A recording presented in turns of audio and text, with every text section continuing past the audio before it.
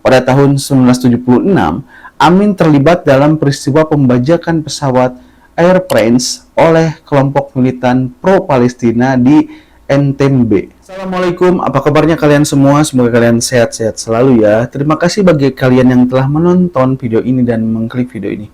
Oke, saya akan menceritakan sebuah sejarah tokoh namanya Idi Amin, Presiden Uganda yang melakukan tindakan yang diktator. Sebenarnya masih banyak pemimpin-pemimpin yang diktator, menghabisi banyak nyawa rakyatnya, menghabisi lawan-lawan politiknya gitu kan cuy. Banyak lah sebenarnya, cuman saya ingin membahas tentang Idi Amin inilah sedikit lah cuy ya. Kita hanya sharing cerita histori sejarah bagaimana kediktatorannya Idi Amin ini. Oke, tidak lama-lama kita mulai ke videonya.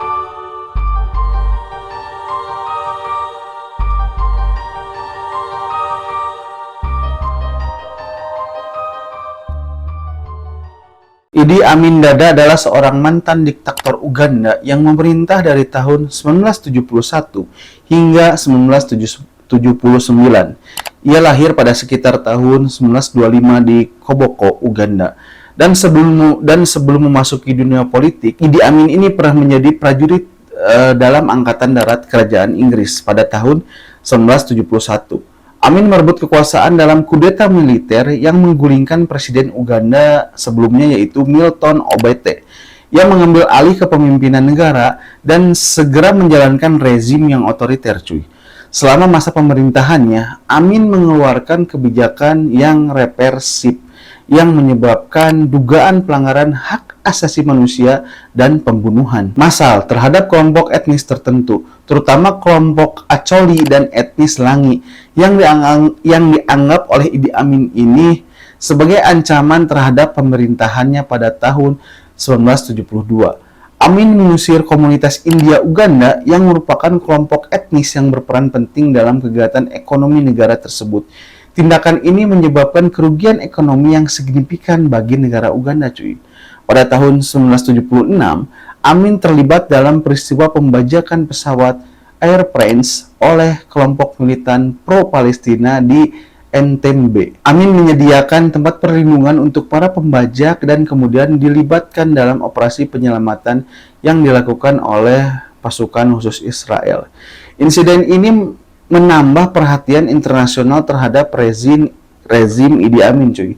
Pada akhir 1970-an, pemerintahan Amin semakin kontroversial karena pelanggaran hak asasi manusia dan kebijakan ekonomi yang buruk cuy. Kekerasan, pembunuhan, dan korupsi merajalela selama Idi Amin menjadi presiden Uganda, sehingga menyebabkan tekanan dari komunitas internasional.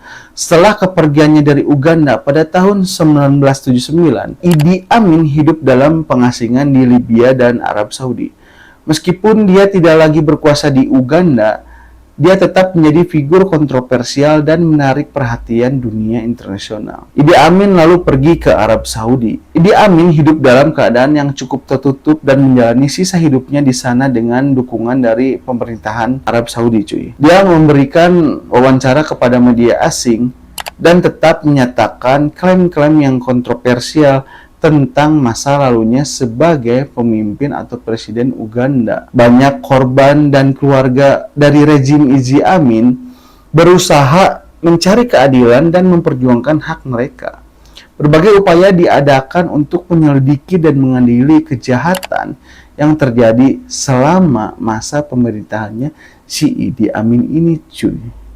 Meskipun prosesnya tidak selalu mudah karena dia hidup dalam pengasingan dan pemerintah Arab Saudi juga memberikan perlindungan kepada si bengok Idi Amin ini. Jadi susah lah cuy gitu kan, karena si Idi Amin ini udah di luar Uganda, apalagi dilindungi oleh pemerintah Arab Saudi.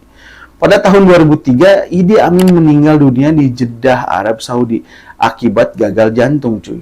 Dia dimakamkan di sana tanpa bisa kembali lagi atau tidak bisa dimakamkan di tanah lahirnya yaitu di Uganda yang pernah dia kuasai. Kematian Idi Amin memicu perdebatan mengenai sejarah masa pemerintahannya dan sisa-sisa warisan yang ditinggalkan di negara Uganda. Meskipun kepergiannya telah membawa akhir dari kekuasaannya yang otoriter, Uganda terus berusaha mengatasi warisan masa lalunya yang penuh penderitaan dan pelanggaran hak asasi manusia yang terjadi selama pemerintahan Idi Amin. Jadi Idi Amin terkenal banyak ngebantai masyarakatnya cuy lah gitu kan, terutama dua suku yang tadi gitu kan cuy. Proses rekonsiliasi dan perjuangan untuk keadilan masih berlanjut untuk mengatasi luka-luka masa lalu dan membangun masa depan yang lebih baik bagi bangsa dan negara Uganda. Sejak 1979, Uganda telah mengalami perubahan politik yang sangat signifikan cuy. Mengalami transisi dari pemerintahan militer menjadi sistem demokrasi multi-partai.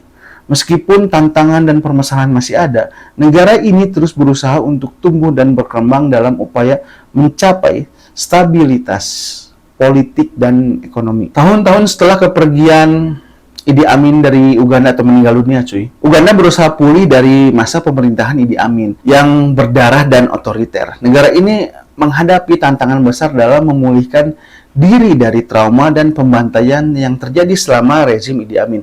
Saya nggak akan nyebutin cara dia ngebantai ngebunuhnya gimana ya cuy, nanti takut di-ban sama YouTube. Setelah kejatuhan Amin pada tahun 1979, Uganda mengalami masa transisi yang panjang dan kompleks.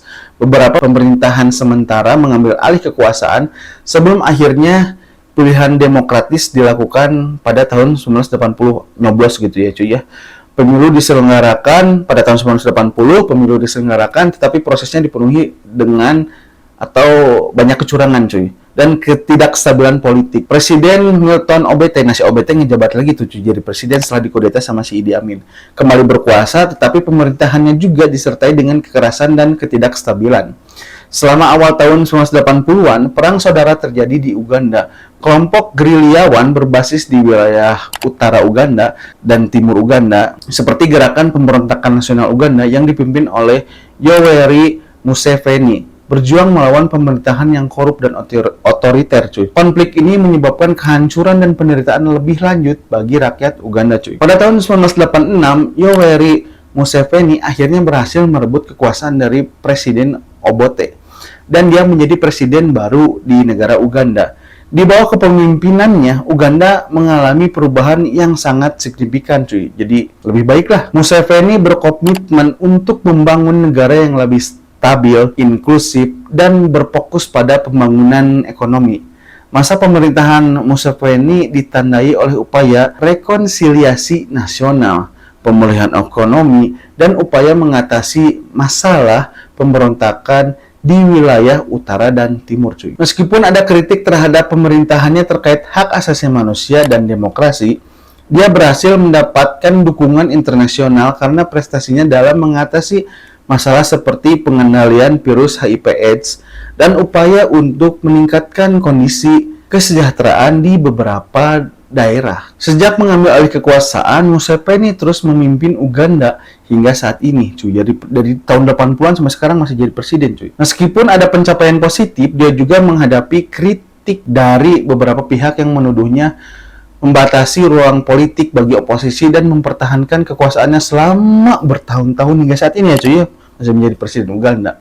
Dalam upaya untuk mendorong pembangunan dan mengatasi tantangan yang ada, Uganda bergantung pada bantuan internasional dan berusaha menjalin kemitraan dengan negara-negara lain serta organisasi internasional. Negara ini berusaha mencari jalan menuju perdamaian dan kemakmuran bagi seluruh rakyatnya, sambil tetap belajar dari masa lalu yang kelam dan berdarah, gitu kan cuy.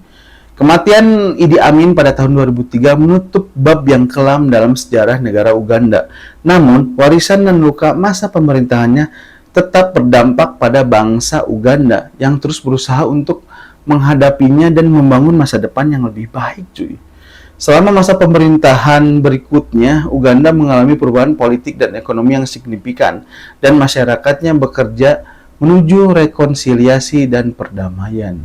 Uganda telah menghadapi tantangan dan peristiwa penting setelah era Idi Amin, termasuk proses demokratisasi, konflik bersenjata di beberapa wilayah, dan upaya memperkuat perekonomian negara, Uganda tetap berjuang untuk mencapai stabilitas politik dan kesejahteraan bagi seluruh rakyatnya, cuy. Kini, berbagai masalah yang ada di Uganda seperti kemiskinan, kesehatan, dan pendidikan menjadi fokus untuk diatasi oleh pemerintah dan masyarakat. Nah, cuy, itu sedikit kisah dari Idi Amin ya, cuy. Idi Amin salah satu pemimpin yang otoriter. Pada saat dia ingin memimpin, dia melakukan kudeta gitu kan, cuy, kepada presiden sebelumnya yaitu Obote. Lalu setelah itu Idi Amin banyak membantai masyarakat, terutama dua suku yang besar di Uganda itu, cuy. Jadi saya tidak akan menjelaskan bagaimana dia cara ngebunuh gitu kan, cuy. Membantainya itu sangat-sangat sadis sebenarnya ya, cuy ya. Karena di YouTube ini takutnya kena ban atau di take down ini videonya. Yang pentingnya kalian punya gambaran bahwa oh itu tuh si Idi Amin seperti itu, cuy.